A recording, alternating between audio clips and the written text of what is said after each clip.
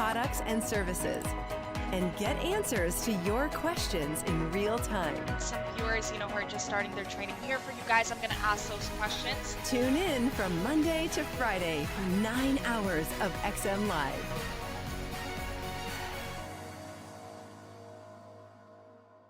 Calling all traders. Do you want to improve your trading skills? We can teach you how to automate your technical analysis. Then make sure you join XM Live Education. The Tradepedia experts are here to share their knowledge with you in brand new sessions. On how to use exclusive technical indicators, you will learn how to use the following: moving average ribbon, Ichimoku Kinko Hio strategy, ADX and PSAR strategy, Bollinger Bands, Avramis River, combining indicators. Created by Avramis Despotis. Tune in every Wednesday at 2 p.m. GMT in XM's Advanced Room. Take your trading to the next level.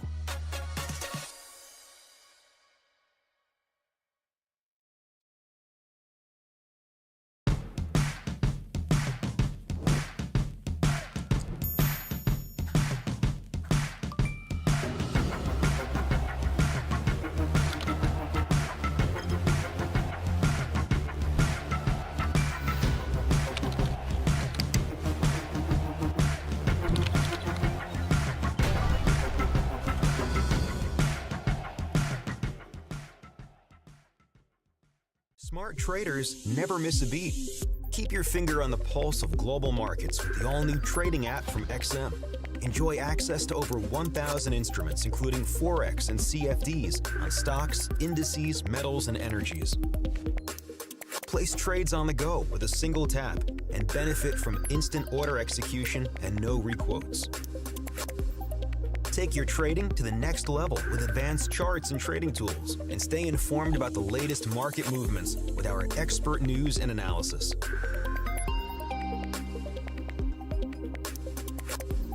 Create, validate, and manage your account, and make deposits or withdrawals all in-app. Who says you can't have it all? Download the all-new XM app now.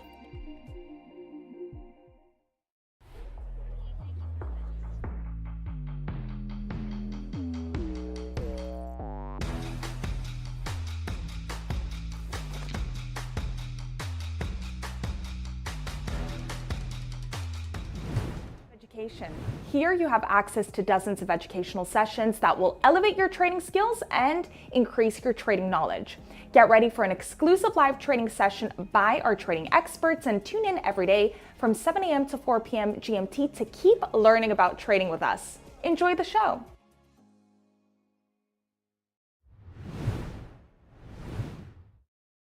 Good day, everyone, and welcome to the Fed decision panel session that we are having here at XM Live. I would like to welcome everybody who watches us live on the website of XM, of course, but also worldwide. If you are watching us from Facebook, from YouTube, from wherever you are in the world, please be welcomed.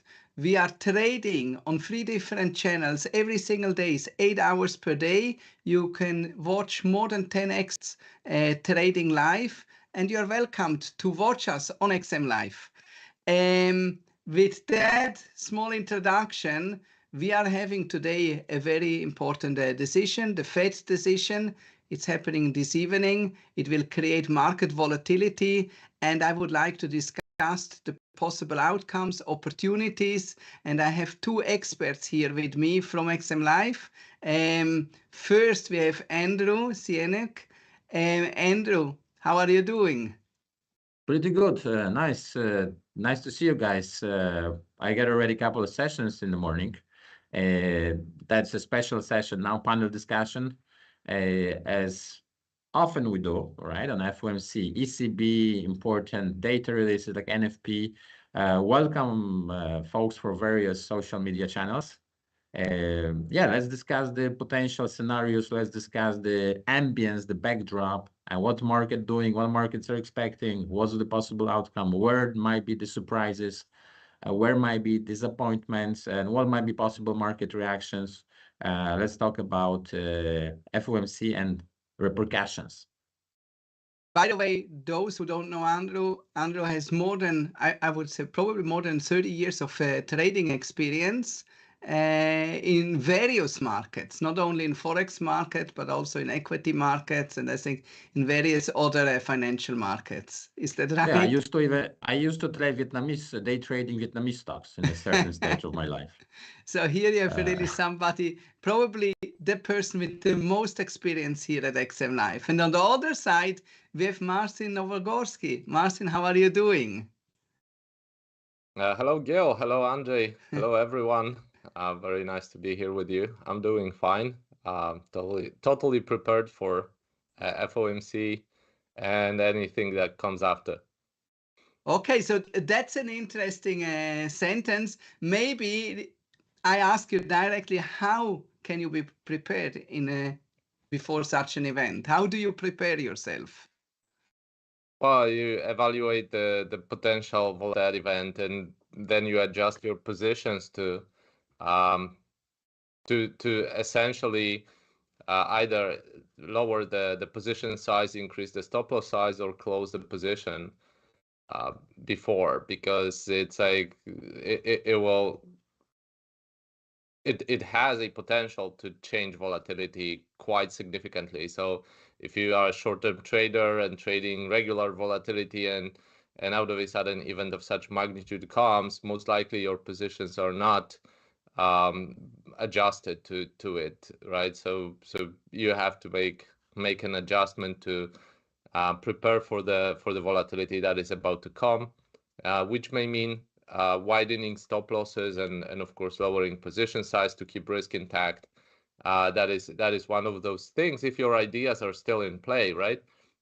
Because it might be that the whole market essentially prepares to FOMC by finding some local consensus on each asset, right? So in that sense, I'm assuming, which is assumption that I'm testing with each asset I'm reviewing, but my assumption is that all assets, all market participants are trying to find consensus before FOMC and then take it from there. Okay, Andrew, how do you prepare yourself before an event like that? I look from various angles. Important to be observant. Sometimes what happens before the FOMC in terms of the price action already giving you idea where the prices might be going. Let's say, for instance, gold. Yesterday it broken up, but then there was this huge reversal during the US session going down. Right? And for me, this is already something that pointing that, you know what, that's one factor. The gold might be going down. Nobody knows, but we're talking about a certain level of probability, and you want to have the probability in your favor, right? So you're putting things together and you think, okay, is it the 50% or is it more towards your idea? So one thing, the price action on gold showed a reversal yesterday, US session. Second, we'll be talking about the FOMC right now. So we'll be talking about the possible scenarios. And now, is the FOMC gonna bring the bullishness for gold? Is gonna be bringing dovish statement or not? That's what we're gonna discuss in upcoming, probably in upcoming questions from you, right? Exactly. And then you add it to what you saw already in price action in recent days on gold. Gold is just an example. You can look at the equities, you can look at the Forex market. This is just example. Whatever instrument you trade, you're being observant. If you trade soybeans, definitely it might be not have any correlation FOMC meeting, right? So those instruments, they are moved by FOMC meeting, and if you trade them, you observe the prices before the actual meeting. You observe what was the market dynamics of that instrument. So you're not coming into the meeting 5 minutes before the meeting and say, you know what, gold gonna go up or gonna go down. Right? Okay. Yeah. So, but by the way, yeah, I want to welcome Akram and Thanasis, who are already here in the chat. Please feel free to write them down, and we try to answer anything. Just a short question to both of you. If you go into an event like that, do you keep your positions open or do you close everything? Maybe Andrew first. I mentioned about probability. So according to my subjective view, based on experiences, on observations, on price behavior and potential statement from FOMC, I come to the conclusion there is a 70% probability that the instrument will go in that direction, right? So then I have the position accordingly to that view. If I have a firmer view, then I might have a more of a position. If I'm not sure what's going to happen, I'd be having less of a position. So in the financial markets, many things are based on probabilities. The most probable scenario. If most probable scenario, according to your view, points to 90% probability, it means that you might having a higher exposure, risk exposure, right? If you're not certain, maybe just don't do anything, because that might be a gamble. If you don't know what's gonna be, if you don't feel you don't have any edge, you would say, you know what, I'm not gonna gamble unless you want to gamble. So then you choose the level of a gamble, like how much you want to gamble, right? People gamble, they go and they bet on sports, they bet here and there. So it's nothing wrong about gamble, but you know, going all in into event which is binary, sometimes you can have a huge move up, like you got a December 13 meeting, gold went up $50 without any pullback, right? If you went short on gold, all in, you know what will be outcome, right? If you just get a little bit of a position, you lose 2%, gamble, you got your ideas. I base my decision based on my subjective probability, how I see the things developing, and where I see the prices post-event. More probability towards the decline, probably I'll be having more of a short position. Okay, so I just see also that we got a comment from YouTube India. So welcome also to India. I think we're broadcasting on a couple of channels to India. So welcome all the viewers from there. Marcin, do you keep positions open during an event like that? Well, it depends on a position, right? Because not all positions are equally exposed to event like this. Not all assets are equally exposed to volatility from this event. So, but the major rule for me is that I review all of them and adjust where needed, right? So if I'm having short-term positions that are not really progressing towards take profits and stop loss is relatively tight, then I will just close them, because otherwise I'm having high probability of having stop loss triggered, right? So if I would like to keep that position, I would have to lower the size of it, so close part of it, and increase the stop loss to embrace the new level of price change. But then my initial take profit from my initial idea would be not enough for that, right? Would be not rewarding enough. So wouldn't make sense. It essentially, if it's a short-term trade, it was probably made about something different, and now FOMC comes, it's something else. It's not the idea anymore, right? So such short-term trades exposed to FOMC, I would definitely close. If I'm having some medium-term trade, let's say, and the stop loss is fine, or it's in a fine place, I would consider keeping it. But then I need to have the remaining profit potential or profit margin of the trade to be justifying that again. Because if I'm about to get, I don't know, 100 pips, and I have to have a stop loss 100 pips, that doesn't make much of a sense, right? Or little sense. So this is purely like for each trade, I would definitely have expected volatility from the event, and then I would think, is it worth to still having this position given remaining profit on it that I could still get given the profit potential of it.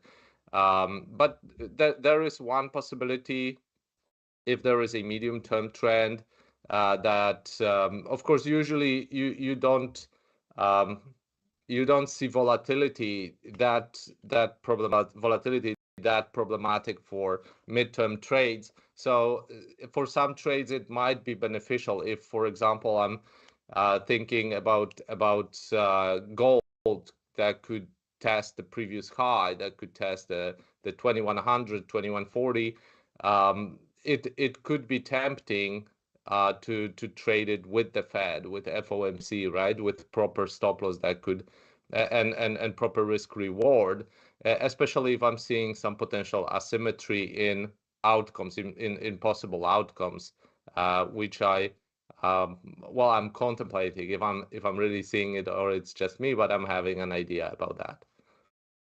Okay, so at the moment, you gave now in the end a little bit a trading idea maybe, but you still answered a little bit in general, not specific about the event today. So I think what we are doing now is we try to evaluate where we are today, what could happen, and then maybe at the end of the session, you will give maybe some specific idea to close a trade that you have open, or you keep one or open a trade even before. But by the way, I see here somebody wants to go quite all in with gold. Just know your risks, DJ, and hello, Danushka. So, Marcin, based on the economic data that we got in January, I mean, we had a fantastic NFP data. We had GDP stronger than expected. Inflation data was kind of a little bit mixed, I would say, if you look at CPI and core CPI.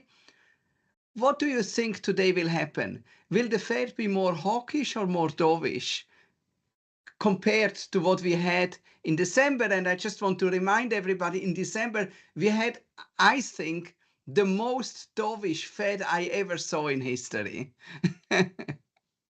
So yeah, it's quite difficult to be forecasting the Fed, actually, right? It's but to me, the market seems to be well prepared for the Fed, for today's Fed. I don't think, like, in the major scenario, that would be big event.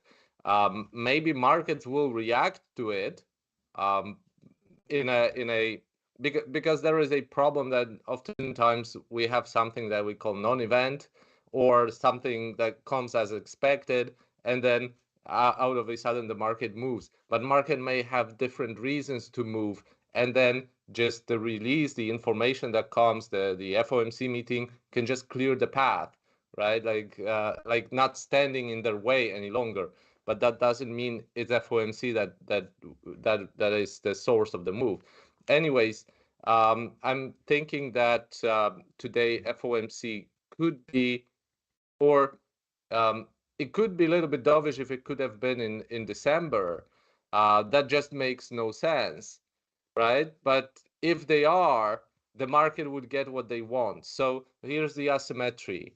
If when Fed was hawkish or let's say hard on inflation and not willing to to communicate any rates any rates decrease, the market was like, okay, but you will cut rates anyway, right? So the market was not reacting positively to hawkish Fed for last several months, and the market was kind of like, yeah, but eventually you will cut interest rates, right? So now the market is saying that more or less 50-50 is the cut in March, and pretty much in May they expect lower rates significantly lower, which might be a little bit too far. But anyways, what I'm trying to say, the market may overreact to dovish Fed because this is what the market wants. So what do you expect? What do you expect? Not the market. What do you expect? I expect to be a non-event, but that doesn't exclude the fact that the market will react to it. Okay.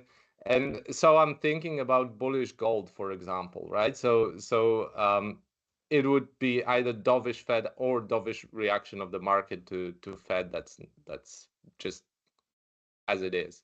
That's flat, let's say. Okay. So Andrew, before you answer the question, the same question, we have from Finio a question, and he is asking, will the rate decision have impact on individual stock like Intel or commodities today? For individual stock, it wouldn't. Intel is driven by the recent earnings report. It went down after earnings report and it continued going down. this is pretty much what you would expect.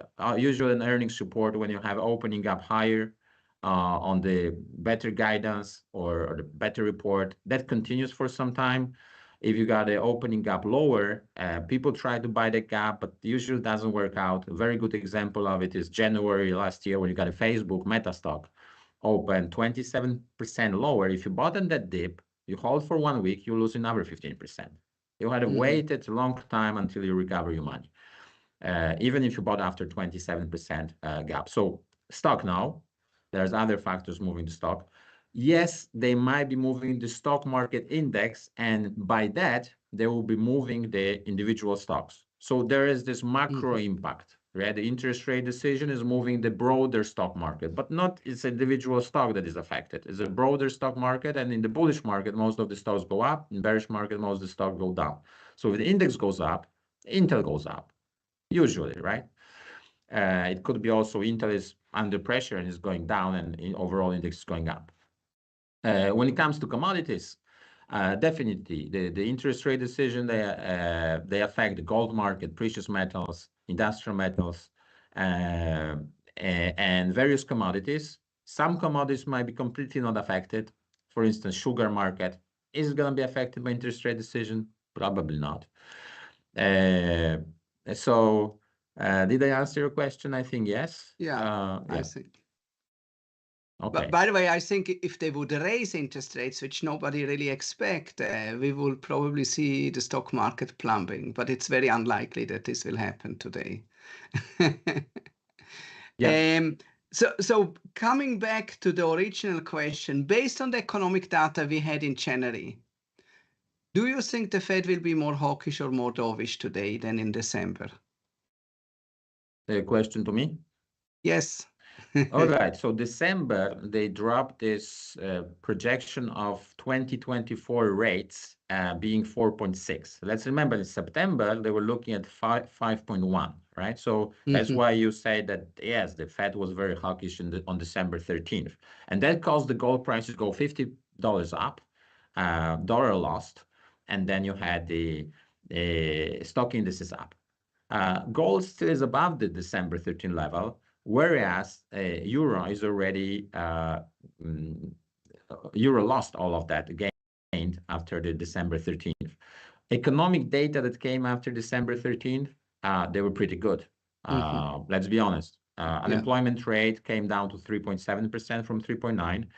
The fourth quarter release of GDP growth we got recently. So there was the post-Fed meeting, and it showed again on annualized, you got 3.1%, the strongest in about 2 years. Inflation, CPI went up from 3.1 to 3.4. PCE, the core inflation went down 3.9 fractionally from 4%, very fractionally. So you know what? I think that the Fed doesn't need to rush with lowering rates. And they have still 6 meetings going. If they are looking at 4.6, that means like threes. So they can do that for even 6 meetings. You can do that somewhere in the middle of the year. You can do that by the end of the year. You don't need to rush. And I think the market gonna not like that. And the gold gonna go down. Stock market itself gonna go down, maybe later bounce. But initial reaction might be that the Fed wouldn't give any dovishness.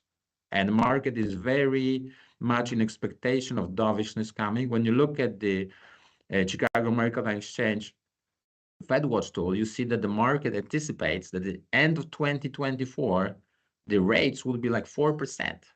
4%. And that, I think that this is a mismatch right now, the reality and the market expectations. And I don't think the Fed would be eager to lower rates right now when they see inflation CPI coming up, when they see very resilient job market, unemployment rate going down, and GDP very strong. Why to rush lowering rates? Why to rush with dovish statement and later to revert it back and try to become more hawkish again, right? So they really want to have some room of safety to maneuver That's why they would probably wait for the clear signs and inflation is accelerating to the downside. The economy is so-so, and then they will be talking about the dovishness. And right now, I don't expect any dovishness. So that's why I think that the repercussions for the stock market will be initial drop, gold drop, stronger dollar. We already see before the FOMC, the dollar is strong. In the Forex market, you don't see any major currency actually outperforming dollar recently. At least they're flat, but they're not outperforming dollar. Gold is hovering horizontal range. Yesterday, we got a late sell-off, US session. And US market, yesterday, futures went down because the Microsoft, Google, and AMD disappointed on earnings. So today, you can have a sour note. FOMC will be just catalyst for the market sell-off. Okay. Marcin, I saw you nodding a little bit that the Fed don't have to rush. Do you agree with that? Yeah, I agree that they don't have to rush at the moment. It's just that I don't know what inflation gonna be in March. I don't know what inflation gonna be in June. That may be some factor. If inflation stays elevated still, it could be holding Fed from rushing to lower interest rates. But at the same time, if you look at PCE and in general inflation direction, especially on monthly, like I think we should be checking monthly inflation for that right now. I think they might start normalizing interest rates because going from 5.5 to 4.5 is not like big change. I mean, we think about it being big change because that may mean that there was peak interest rates and now we started the lowering rate cycle. And if you look at the Fed interest rates historical chart, you see that it moves in trends, right? So once they raise interest rates, they keep raising usually, and then once they start lowering interest rates, they keep lowering them further and further. So there are those trends very, very much visible. But in general, I think they don't have to rush at this moment, especially when the market tries to price in interest rate cuts and they don't like it, right? They don't like the fact that the market eases financial conditions before the Fed wants to do it, right? So this is, by the way, why central banks are a little bit stubborn about signaling interest rates going lower, or have been until 13th of December. ECB is still quite reluctant to signalize lowering interest rates, even though they have probably much better reasons than the Fed, right? So that's also intriguing. So I think, yeah, they don't have to rush that much. This is another the market and the Fed, because we've been seeing that also previously the market was saying, okay, inflation, you will have to raise interest rates. They were saying inflation is transitory. Then the market was saying inflation is peaking. The Fed was saying it's not peaking, right? Like recent years have been those standoffs between market and the Fed. And I think right now, and the whole Fed pivot narrative, it's already getting a little bit old. And market was like waiting for the Fed to pivot. Fed didn't want to pivot. Now the market is betting that March is quite probable that there will be the first rate cut. In May, we should be lower with interest rates according to the market pricing. So this is again like a little bit of pushing the Fed by the market. Like market pushes the Fed, which is quite entertaining to watch. They may also lower interest rates if something starts breaking. You know, we have some problems in US, and I think this is like just I would like to remind about the banking crisis, right? That actually everybody got quite fearful about at some point. I mean the recent banking crisis, not 2008.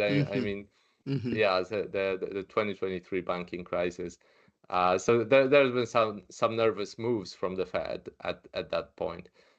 So curious what if anything starts breaking, you know, that could be another reason to cut. But by the way, I just want to clarify something also for the viewer, because the Fed, they raised interest rates. Now they stopped since August raising interest rates. And we didn't clarify until they move again in which direction, but it's clear from what you're saying, you're expecting only one direction, and this is down. That's the next step will be down, priced by the markets, and I understand also priced by both what you are saying. Yeah, so Marcin. my expectation is that rather down, yeah. But this is not the expectation that's fixed in stone, right? So I mean I can change it if evidence comes to change it. Right now I'm like more like they'd rather keep interest rates or get lower. Andrew, we have here another question about a commodity, and somebody's asking cacao. Is it affected by the decision tonight? No, it's not affected.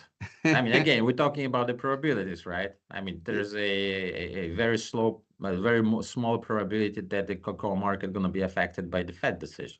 There are macro factors in play. There is you know, those who are trading there, they probably have already the something on their mind. They gonna go with that cocoa up to 5 and more thousand per ton, or they just into the distribution, and the FOMC got nothing to do with that right now.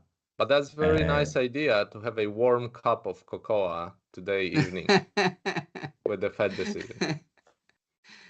True, very much true. So I wanted to just throw in an idea and maybe get your comments on it. I mean, the Fed stopped raising interest rate in August. Since then, interest rate came down significantly from August today. So actually, you could argue that the interest rate level at 5.5%, where we are at the moment, is actually much more aggressive than it was in August. So because interest rates came down and the spread widened between the interest rate and the inflation data. So that could be an argument that the Fed actually will be even more dovish than and not so reluctant to wait and see. Andrew, what do you think about that? Yeah, the Fed, you know that the Fed got a dual mandate, right? So it is looking at the job market to have the stable employment and inflation. So it doesn't care about the stock market, at least officially. Maybe looking at what the stock market would expect, what are the Main Street, what is the Main Street expecting, Wall Street expecting. Maybe that plays out behind the curtains. But normally, this is job market inflation. So it's data dependent. We got a peak inflation recently, at least CPI. We have a strong job market, GDP strong growth. So Fed doesn't need to worry about job market. Even if unemployment rate goes up now to 4%, it'll still be okay. Inflation is still elevated. They don't need to worry about the real interest rate level right now. Dollar is getting stronger, maybe because of that they hold on to 5.25 rate, and then inflation is going down a little bit, but it's going down on core at least. And you have a strong economic growth. So you see that the dollar is actually improving for a recent month, right? And now would they lower rates soon? Probably if inflation goes down, accelerating on the way down, yes. But if it wouldn't accelerate on the way down, they might not be lowering rates. Okay, so you started to mention the US dollar, and that's a very good point. I want to talk more about the US dollar, but we will have a small break. Now, we will have a 1-minute break. For those who are on social media, Facebook or YouTube, join us at the website of XM. You will find the link somewhere in the comments. And we will continue just in 1 minute from now. We will talk about opportunities that may arise tonight. So what exactly could we trade? And we will talk about the US dollar mainly. Thank you. If you enjoyed this live show, you can watch many more for free. Head to xm.com, choose from a wide selection of educational sessions to improve your trading, learn more about us, and ask questions in the chat room. Join us online in the XM Live beginner and advanced rooms every day from 6 a.m. to 3 p.m. GMT.